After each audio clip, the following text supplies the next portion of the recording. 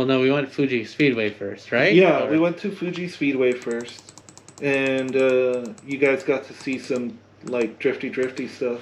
Yeah, cool track, big track, and it's right next to Mount Fuji, so you see this nice view of it. Yeah, Ziegler, when was that like the first time you got to see cars, like drift cars, out on the street when you were in Japan? Because I know you were there for like a little bit. Oh, what do you mean, saying like? Obviously not drifting, but like, were you when you were there the first time you went to Japan? This was in comparison to this time. You actually got to see like cars that were out there driving, right? Oh yeah. The only stuff I saw when we did Japan the first time was just a bunch of Toyota Crowns, because that's all that's in Tokyo. Mm-hmm. So, but yeah, no, I mean, it was cool because we got to see a bunch of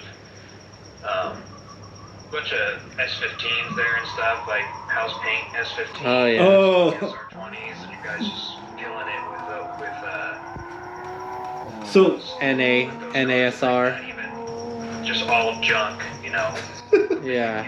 Someone over here would like prize and like keep in the garage and not touch, you know. These guys are just bashing them and painting them with a roller. So what does house paint mean for like people that don't know what that means? What you paint your house with? So it's probably latex paint that's not really made for outside versus an enamel coat. Yeah, use a roller. Yeah, but I noticed the Japanese, when they say homemade or when they say house paint, I think they just refer to spray paint, and Yeah. I think it's just rattle can. To them, Yeah. that's rattle can.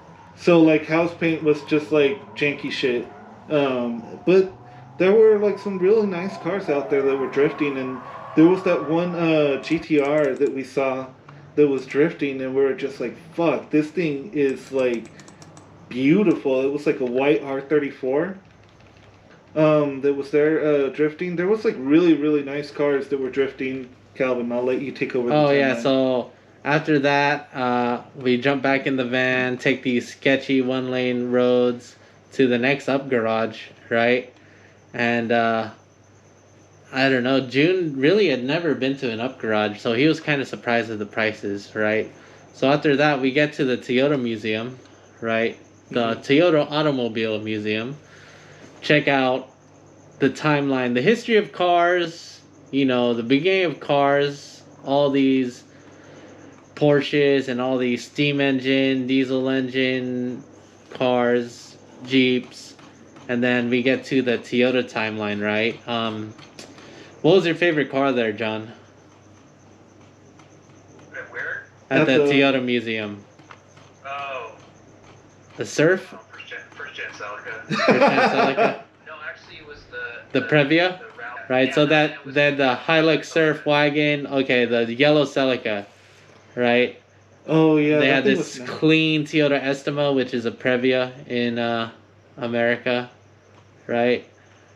I mean, I'll just say the 8.6. Oh goddamn! So saw the picture. Here it is, the beginning. The start, the beginning. So, to give you a setup for this, so Japan has crane games they call UFO catchers, but unlike the American ones, these ones you can actually like kind of win at.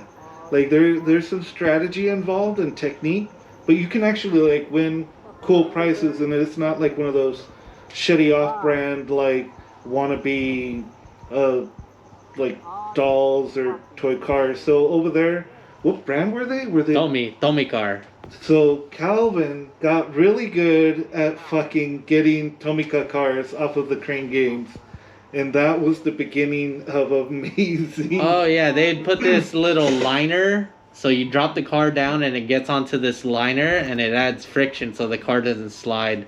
But we actually pulled the liner off, right? And there's a bunch of cars, so we ended up getting like a bunch of cars. I think during the first time you got close to like 20. Yeah, and then it just became this thing that we had to get more and more. Anytime we got into any UFO catcher stuff or arcades, we would be doing that. Okay, so this was the night that we went. We were with June, and then we went to the hot spring. Yeah, because we're like, that's I remember because June was gonna show us how to do it. Yeah, yeah. Yeah. So. Onsen. Onsen. Yeah. Onsens, yeah. And then, yeah, there's a bunch of them everywhere. So that's the best because you don't have to, if you want to shower, you get to chill. It's like a big hot tub. So.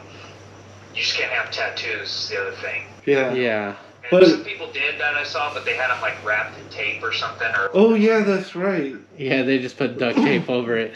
You had to shower before going in the pool. You had to shower, yeah, but the showers are just like these little, like a stool, and then you have like a mirror in front of you. With like a bucket. You have, like all your soap and stuff, and then you just shower there while sitting down, which is cool because that's how I shower in my camper. It's the same exact way now. I just sit on the seat and then I just shower with the same it's like a hose, with a little sprayer on the end that you just kind of soak yourself down with. And then, but then when you're done, June said you had to like take your washcloth and then put it on your head. And then you walk out and then you go soak in the tubs with everyone else, and then you have to have your thing on your head. I think you're burying one of the biggest leads, which is it's all male area and everybody's is basically out with the dick out. Oh, like yeah. not kidding. Yeah, dick's out. But there's that one we went to was cool because it had I guess it was like different sections. I hardly remember the second one, but it was different pools with different temperatures, right? Some of them were like hotter, some of them were like cooler. And then they had that electrical ball shocker thing. So this is this shit was hilarious. So we're all in there, and I'm just like, don't look at anybody's dick, don't look at anybody's dick, don't look at anybody's dick, and trying not to stand out, even though we're like the only non-Japanese people there, and everybody's kind of staring at us. And to the side, with the limited Japanese that I remember, I saw a sign that said, careful, no more than 15 minutes, and then something about current. So there was like this little step stool, or like these little steps in this like giant hot tub, and it would give you an electrical shock. And then Calvin came over to me and he was like, hey man, like that shit fucking shocks you. It's like an electric massage. And I was like, oh shit. So we both got in there and we felt it, and it was like a tingly feeling. And we were like, oh man, that's cool, that's interesting. And then one, you say, Calvin, because you... Oh, homeboy was just putting his balls, shocking his balls the whole time. I mean, I tried that too. I couldn't do it very long. Yeah, it hurt. Your whole lower half of your body into a seizure. Yeah, it just paralyzes you. Yeah, and it like it doesn't hurt, but it's just like weird because you can't. You're like trying to like move you're trying to control your legs, but you have like. It contracts your muscles. Signals. Yeah, like contracts it. It's weird. And where did we sleep that night? I think we began to start to find like those Michinoekis, which for people that don't know, Michinoeki literally translates to road station. Yeah, it's essentially a truck stop. So thanks to you found this one spot, literally hole in the wall, that was around for like 60 or 70 years, and it's one of those like. More than that was World War II. Like. Oh, that's. Oh yeah. Yeah, that's right. Or whatever. Yeah. Had like a cart that he like would like sell these like meat sticks out of. Yeah. Like it was like not kebabs, but they give you a certain length stick, right? And then they cook a meat or a vegetable or something on it. It would be fried on like coals and stuff or whatever. And we were tight. I mean, there was like 10 people shoved in this little. It was like a tiny, like 5 by 10 room, and then it was like a shed. It was like a shed. It like had the table where they would cook the stuff, and you literally had the room to sit, and that was it. Oh yeah, and the walls were hella greasy. That's how you know it was a good spot. Yeah. Yeah. There was like hair and stuff. It was nice. And then, but then it was cool. What they charge you by the length of the stick that they gave you. So like, got something that was a certain length, it was a certain price or whatever. Yeah. Right? And there was no menu at all. It was just like whatever they felt like cooking, or if you requested something, they'd make it. You know. Yeah. Yeah. So, it was like nothing, like nothing fancy, and like 90% of what I ate, I had no idea. I still don't know what it is. That place honestly like set the bar way too fucking high for the food that we would eat, because So yeah, after we ate at that restaurant, we headed back to the Mount Fuji station, right? oh, the Michinoeki over at the Fuji Road station, right? yeah. With vending machine coffee, and then we had these pastries. They love hot dogs over there, so everything, all these pastries, hot dogs in a bun, right? Chicken cutlet, and they love mayonnaise. Everything had mayonnaise and chicken cutlet in it. But it's the Japanese mayonnaise, so it's like it tastes different. It's not as eggy.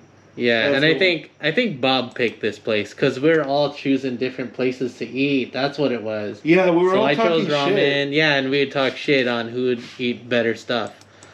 Okay, so just looking at the stories here, we end up going to what's the name of this place? I don't remember, but It's this a is where thrift we store. found the thrift store with all the used clothing and stuff. Yeah, so a recycle store. Yeah. So there's little figurines, and you buy used jackets, t-shirts. I bought a bunch of used stuff. What about you, Ziegler? What did you get from that used clothing store? Because I don't remember what you got. I got like a tank top or something, but I didn't need any more shit. That was the thing. We already filled our car full of. Well, Oh, yeah. Correction. We didn't fill up the car. We didn't fill up the car. Calvin filled up the car. And that night, I don't know. Well, we go to a couple up garages, right? But I think we meet up with June and Nakamura-san. Nakamura-san, there we go. And we go to the Big Bang Circuit, American Pro Track Racing. It's a slick track, That thing was so cool. right? I So we sucked go so bad. drifty on these little 4-stroke. Just smelled like gasoline. Indoor, probably not well ventilated track. So what you think about those things? Stickers and shit. Yeah, seriously. So what you think about it, Ziegler? Because I know that Calvin got some exposure to it before from like seeing June's pictures and whatnot. About the slick track? Yeah. It was pretty cool.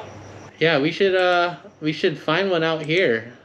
I don't even know There is one. There's one there in Long Beach, but it's like a metal track. It's like a metal slick track, and it's just an oval. It's not like, I don't think you have enough room to do a manji like you did in that one. Okay. It was just like you have to drifty the whole oval track. It's the one right off the freeway right there in on 405 or whatever. Is that like Go-Kart World or something? Yeah, something like that. But it's like you're in like like I said, they like that one. The one in Japan was like an epoxy floor. That one in Yeah. Long Beach is like a steel plate floor, and they put oil on it and shit. Okay. And then I think after that we go to Tsukuba Circuit. Yeah, and the parking lot was full of all these raced out FDs, S15, Corollas.